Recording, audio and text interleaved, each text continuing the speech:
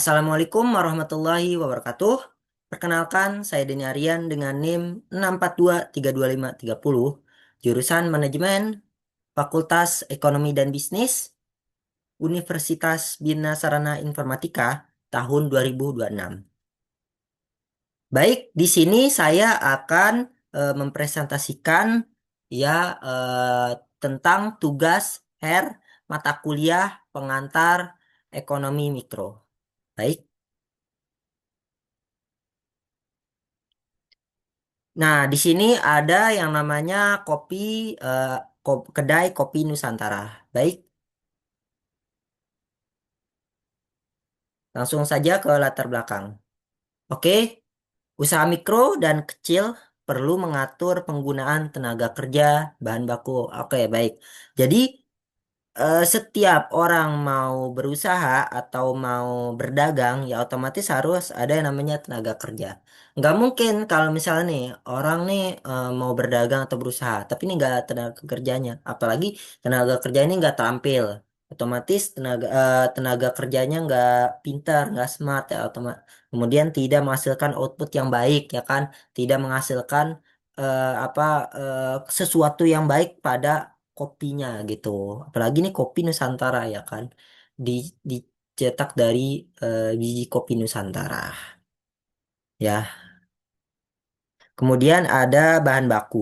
Ya, bahan baku juga perlu ya seperti peralatan-peralatannya ya peralatan-peralatan kayak eh, apa alat buat pengolahan kopinya melalui biji kopinya itu ya kemudian harus ada apa blendernya ya kan ada ya mixernya yang buat itu apa mengolah kopi.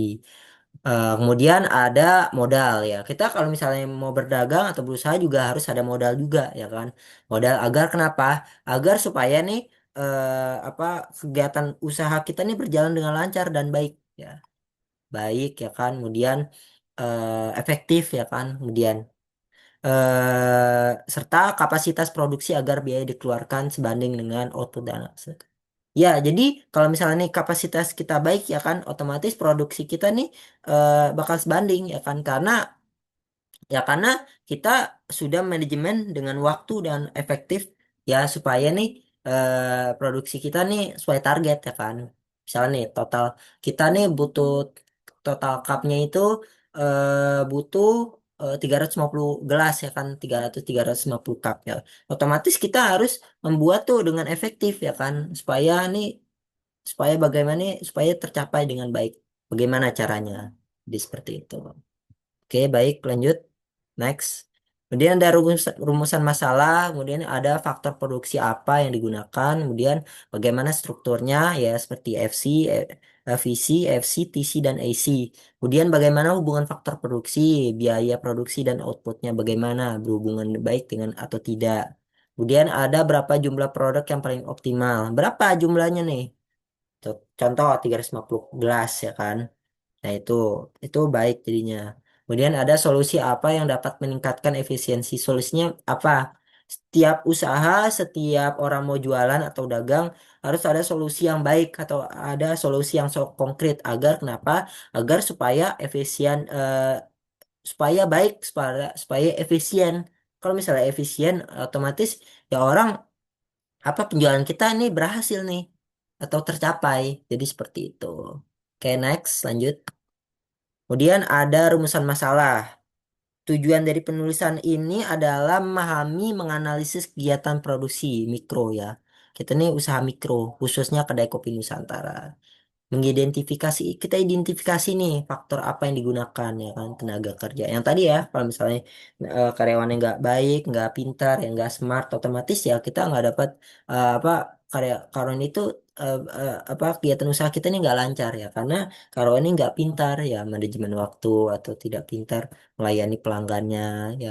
Selamat pagi Bapak Ibu, terima kasih sudah mengunjungi kedai kopi Nusantara kami. Channel kayak gitu. Itu contoh saja ya. Baik, lanjut. Ada eh, tujuan masalah. Ya, produksi merupakan konsep ekonomi yang membahas bagaimana usaha mengkombinasikan, menyatukan maksudnya faktor produksi antara barang dan jasa berhubungan atau tidak. Ya, jadi kayak gitu. Baik, lanjut. Ada penentuan jumlah produk optimal. Produk optimal apa caranya? Ya ditentuin nih jumlahnya berapa yang baik gitu. Kalau misalnya kita nggak bisa nentuin produk yang baik, otomatis kegiatan usaha nggak buat kegiatan usaha kita nggak lancar. Next, lanjut. Ada profil usaha. Kopi Nusantara ini contoh usaha kecil di bidang minuman ya. Kita jual kopi susu, kopi hitam dan minuman non kopi. Contoh green ya, teh green. Ada notifikasi permasalahan. Permasalahan ini produksi belum optimal ya. Itu tadi ya, produksi optimal, eh, kegiatan usaha juga nggak lancar, nggak baik. Lanjut next, ada tenaga kerja ya, karyawan, ada modal, mesin, grinder ya, dan lain-lain. Kulkas juga. Bahan baku, kopi, susu, gula ya. Gula kalau misalnya campur sama susu juga enak kalau diminum. Kemudian wirausaha pemilik ya, contoh pemilik toko. Next, lanjut. Ada analisis asumsi biaya periode per periode itu 2.500.000 dan harga jualnya itu 20.000. Itu per gelas ya. Kita target ini rata-rata 20.000 ya. Biaya variabelnya meningkat ya kan. Tiga produksi kita 350 ya tadi ya, 350 gelas. Ya 2.500.000 dibagi 4.300.000. Hasilnya 6.800.000. IC-nya nih 6.500.000 bagi 350 gelas yang tadi cup tuh. Hasilnya 19.429. Ya, sama dengan 20.000 kali 350 hasilnya 7 juta. Labanya 200.000 ya kan. Jadi kayak gitu ya. Ini dibagi 350 20.000. Ya hasilnya 7 juta untuk labanya 200.000. Lanjut 300 gelas ya, pada 300 gelas usaha titik impas 300 gelas itu laba tertinggi. 400 gelas ya meningkat ya 100.000 menunjukkan produksinya baik. Lanjut, kenaikan outputnya meningkat, kebutuhan bahan bakunya, tenaga kerja meningkat juga. Sementara 2.500.000 ya, ini 2.500.000 yang tadi tuh.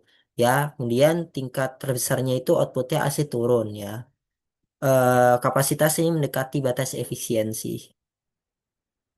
Lanjut, jadi untuk kesimpulannya ini Kopi Nusantara ini kegiatan produksi yang sangat berpengaruh. Ya, pengaruhnya kemana? Tenaga kerja. Ya, kalau balik lagi ya, kalau misalnya karyawan yang nggak pintar, nggak nggak smart, ya kegiatan usaha nggak baik. Ya, ini modal juga bahan baku dan kegiatan produksi harus harus harus berdampingan. Kalau bisa nih nyatu nih, baik-baik ya, modal baik, tenaga kerja baik dan bahan baku baik. Itu saja ya. Demikian presentasi dari saya. Mohon maaf. Wabillahi taufiq wal hidayah. Assalamualaikum warahmatullahi wabarakatuh.